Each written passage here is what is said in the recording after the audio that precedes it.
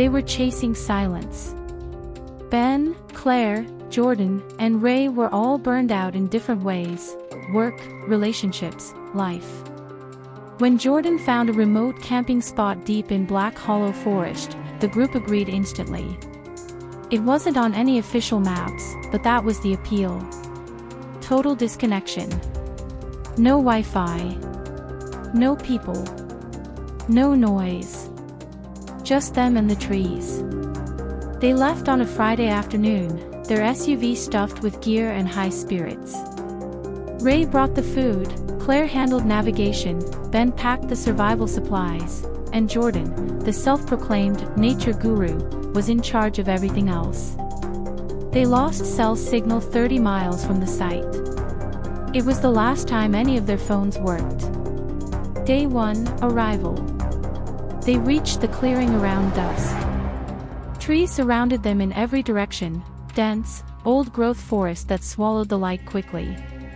The air was too quiet. No wind.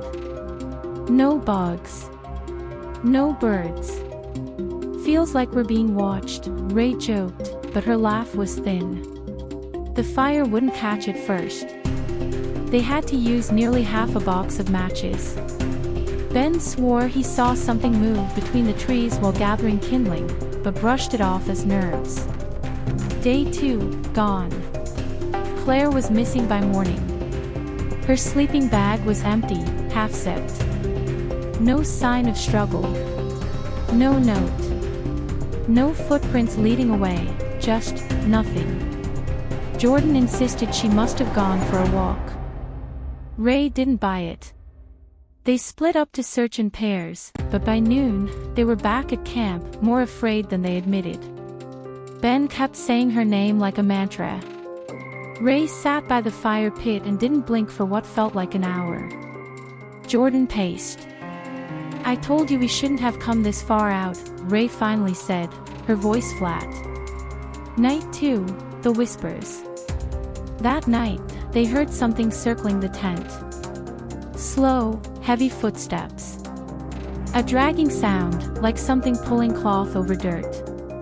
Then whispers, dozens of voices, too low to understand, layered over one another like static. Ben stepped out with a flashlight. There was no one there. But when he returned, he found Ray crying silently, clutching Claire's jacket. It had been inside the tent, folded neatly on Ray's sleeping bag. None of them slept.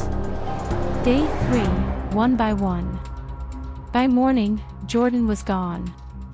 No trace, again. Just his boots, sitting at the edge of the forest, laces tied, untouched by dew. Ben and Ray didn't speak. They just packed. They left the tent, the food, everything. Ray said they should follow the river.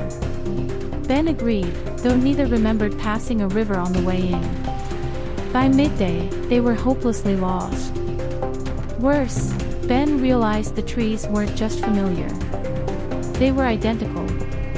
The same bent pine, over and over, like they were looping through the same stretch of forest. Time felt strange. Hours passed. Or maybe minutes. At some point, Ray sat down and said she wasn't going any farther. "She keeps calling me," she said. "Who?" "Claire." Ben left her there. He told himself she was losing it.